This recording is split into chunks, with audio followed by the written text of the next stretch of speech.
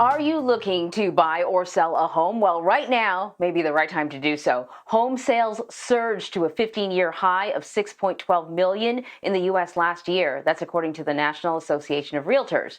The increase was mostly fueled by low borrowing rates and an intense buyer demand. Although economists are expecting the market to remain hot during the first few months of the year, there is concern that the market frenzy will subside in the second half of 2022 due to rising interest rates. And New York City Mayor Eric Adams is receiving his first paycheck today in cryptocurrency. His salary will automatically be converted into Bitcoin and Ethereum via Coinbase. Now, last year, he announced that he would be taking his first 3 paychecks in digital currency as part of his push to make the city the, quote, center of the cryptocurrency industry. MoneyWatch executive editor Glenn Coleman is with me now. So, Glenn, I want to get straight to our other top story, which involves new controversy surrounding Peloton. Like they need any more bad news.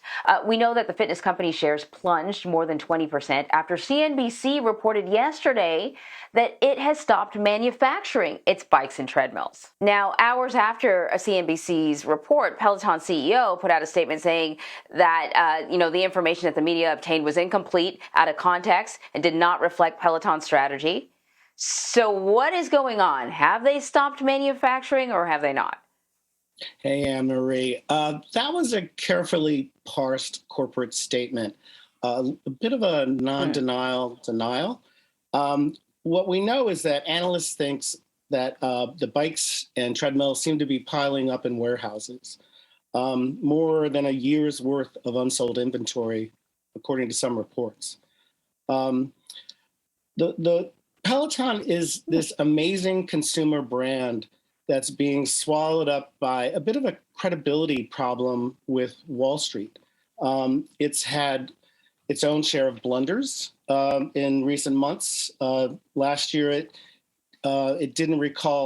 took its time recalling treadmills, even after the death of a child was tied to one of the treadmills and numerous injuries for people who used it. They waited a month after the Consumer Product Safety Commission warned people to keep kids away from those treadmills. Less seriously, more famously, the character Mr. Big was killed off on Sex and the City after apparently using one of their exercise bikes. That was one of the worst product placement blunders in corporate history, I would say.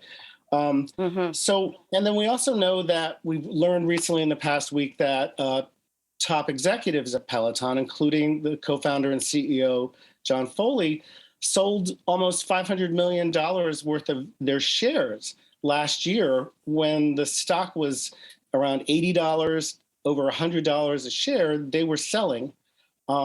It's now dropped almost 80% and was at around $24 a share yesterday.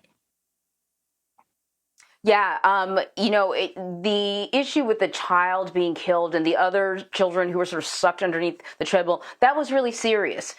And it seems like after that, there were a series of missteps that, I'll put it in quotation marks, it's not a good look, Peloton. Like you pointed out, we learned that Peloton was initially resistant to recalling the treadmills. And then they had this sort of disastrous, I don't know if it came after or before, this disastrous Christmas campaign that the people didn't like at all, Christmas commercial. And then, the Mr. Big thing. And I've always wondered, just how real the popularity of Peloton really is.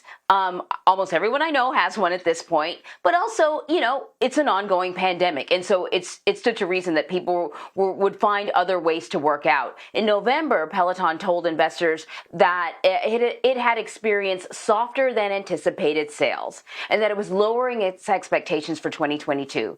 The company also announced that it would be charging customers to set up their bikes and treadmills. And we're not talking about like a $10 service fee, right? We're talking about $250, $350.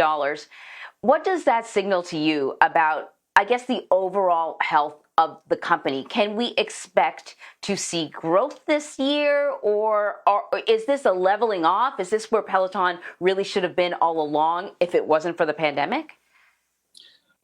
It's become pretty clear that demand for those $3,000 exercise bikes metastasized during the pandemic.